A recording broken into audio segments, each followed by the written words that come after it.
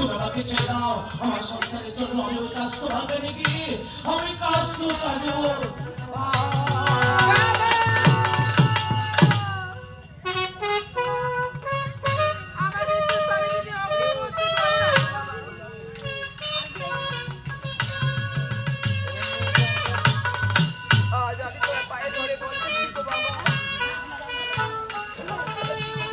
আমার স্বামীকে আমার সঙ্গে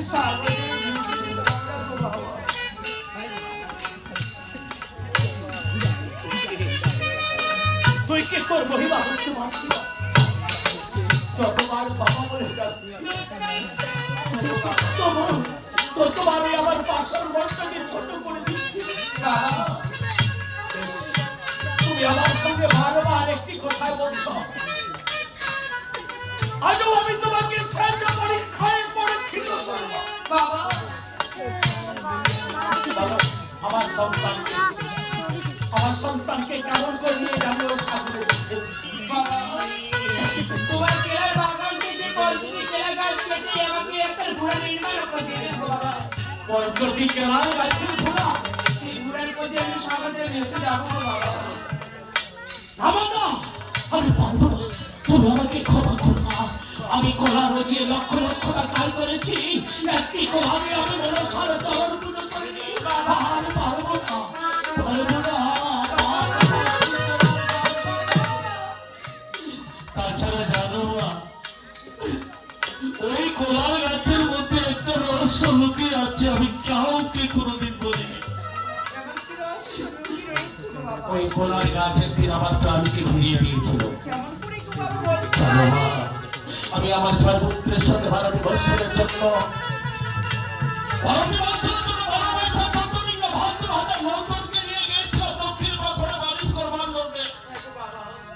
অনেক আশা করেছি, হরিহল্লাল করেছিলাম, আরে আমি ভারতবর্ষকে মনে দুঃখ ঘটিয়ে দেবো, কিন্তু সেদিন কালো বৈশাখী ধরে মতো, কালো বৈশাখী ধরে মতো সব কিছু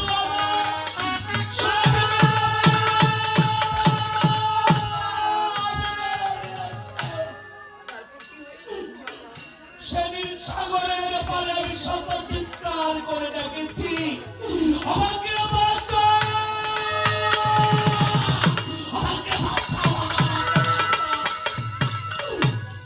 সেদিন কেউ ফিরে আসেনি জানো না।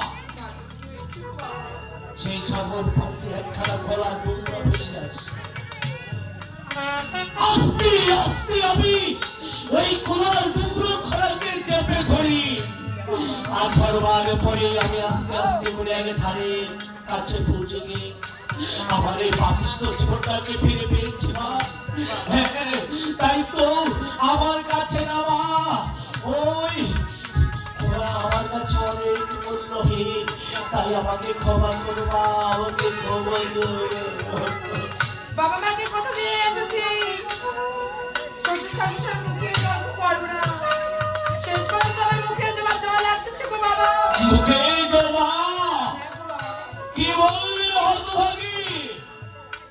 যেমন কেলা বড় ধন দিয়ে বানিয়ে তোমার কেলা বড় ধন, তার সঙ্গে মারা গিয়েছ পুত্র।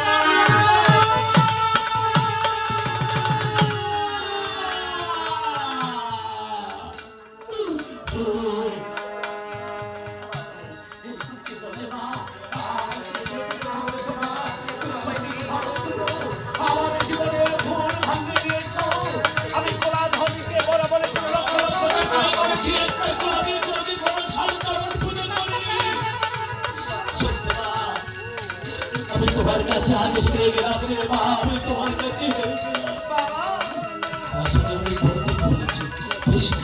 আমি তোকে সেবারে পরীক্ষা করবো। আমার তোলা ঢাকার থেকে পাঁচটি তোলা গাছ কেটে দিয়ে একটা পুরানি তাই আমাকে সত্যি দাও। আগে যেমন তোমাকে আমার চোদ্দ পরিবার যেমন আমার ছয়টি পরিবার তোমাকে সাজিয়ে দিয়েছে, বিধবার পোশাক গ্রহণ করে দিয়েছে, তেমনি করে আমার লক্ষ্মীতাকে অফিসের মানবত স্নান করে আর তাকে চন্দনের ফোটা পরিয়ে দিয়ে আচ্ছা হস্তে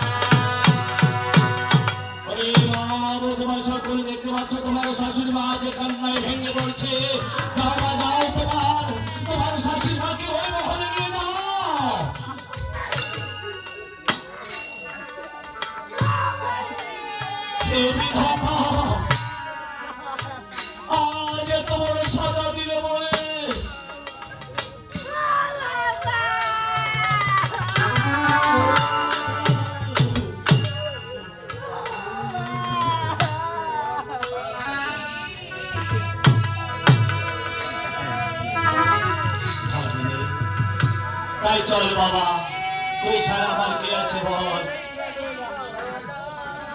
আজ আমার নখাই লাগে সন্ধান করেছে, তাকে মনের মধ্যে সাজিয়ে দেবো।